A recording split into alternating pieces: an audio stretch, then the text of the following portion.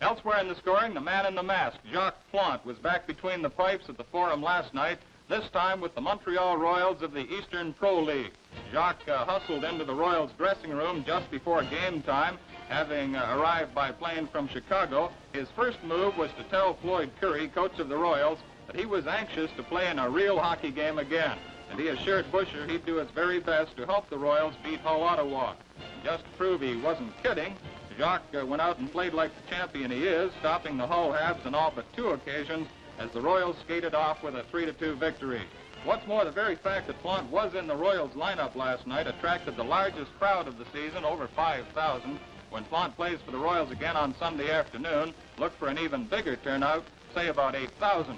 However, as great an attraction at the box office as Jacques Plante may be, 1 week from this Sunday, whether Plante is with the Royals or not, another addition to the Royals roster is guaranteed to attract almost twice the customers that Jacques Plante attracted last night.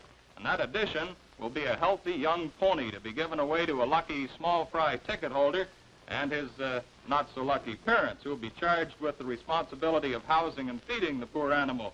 Before we forget, next week is Minor Hockey Week in Canada, and we urge you to take, not send, your youngster to the arena.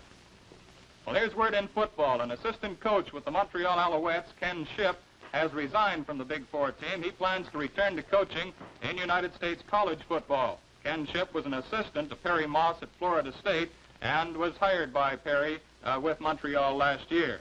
A second subpar round has given Dave Hill the early lead in the second round of the $50,000 Bing Crosby Golf Tournament. The tournament is being played over 3 California golf courses, Pebble Beach, Cypress Point, and Monterey. Hill played Pebble Beach today, carded a 70 for a 36-hole total of 137.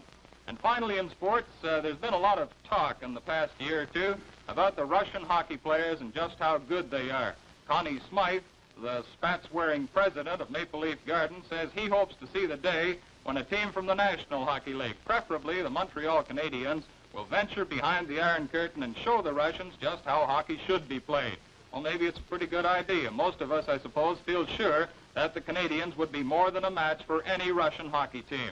However, give the Russians a year or two, and it could be a much different story. From all reports, so much emphasis is placed on hockey in Russia these days that one might wonder if their primary goal is to beat the Americans to the moon or to beat the Canadians to the Stanley Cup. If the trend continues, it won't be too surprising to see our hockey-worshipping Canadian youth enact scenes like this in the not-too-distant future. But for the moment, I'll take Harvey. You can have Salaguba. That's the sports picture to the moment.